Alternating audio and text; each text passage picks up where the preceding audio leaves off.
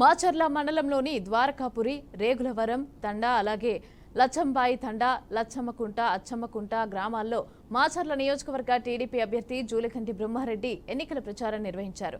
గ్రామానికి చేరుకున్న బ్రహ్మారెడ్డికి ప్రజలు బ్రహ్మరథం పట్టారు. బ్రహ్మారెడ్డి మాట్లాడుతూ టీడీపీకి ఓటు వేసి మాచర్లలో రౌడీ రాజ్యాన్ని తరిమికొట్టాలని అన్నారు.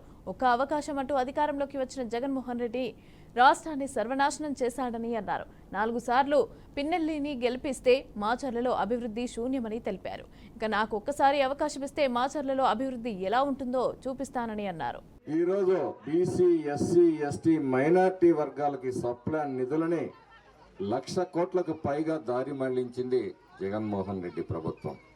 ఎప్పుడు 25 లక్షల ఇళ్లు కట్టిస్తాను బలహీన వర్గాలకు అని చెప్పేసి ఎన్నికల ముందు ప్రకటించిన ఈయన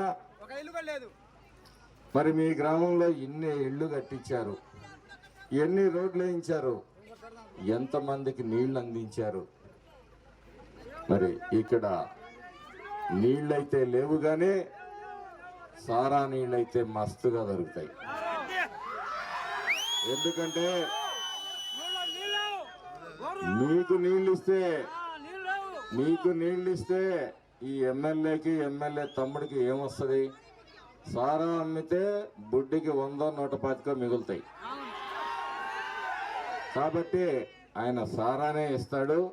తెలుగుదేశం ప్రభుత్వం అధికారంలోకి వచ్చిన తర్వాత ఇక్కడ ఇళ్ల స్థలాలు లేని వాళ్ళకి ఇళ్ల స్థలాలు ఇవ్వటం, మరి సీసీ రోడ్లు ఏర్పాటు చేస్తాం, నీటి సదుపాయం ప్రతి ఇంటికి కూడా ఏర్పాటు చేస్తాం.